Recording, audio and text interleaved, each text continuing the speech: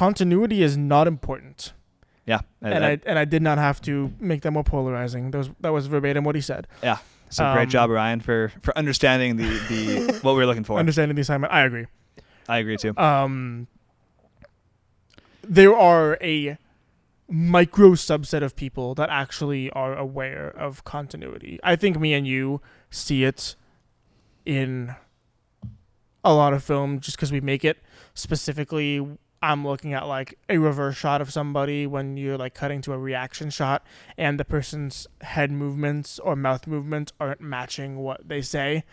I think that continuity is I forget her name. I feel the Scorsese's editor. Mm-hmm. There is a hugely talked about shot in Goodfellas where the continuity is just annihilated with like smoking a cigar, right? Yeah, actually, I watched that film like 2 weeks ago. Yeah, so there's a scene where, these two characters are smoking a cigar, or one of them smoking a cigar rather, in like a restaurant setting, and there's a time where he has it right here next to his face. And then when it cuts to the reverse shot, you can see him in the background clearly having it down by like the floor.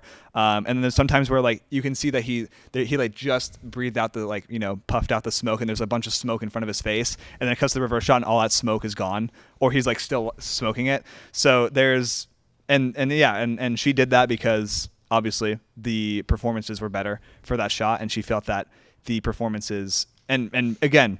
The reason why it's so talked about is that no one noticed it when they're watching. The casual, average, not going frame by frame viewer is not going to notice it because the performance is so consistent. Yeah, and continuity is one of the things as a filmmaker that you notice the small shit every single time you watch back your movies. And so I think I have an issue with this too, is I don't necessarily want to...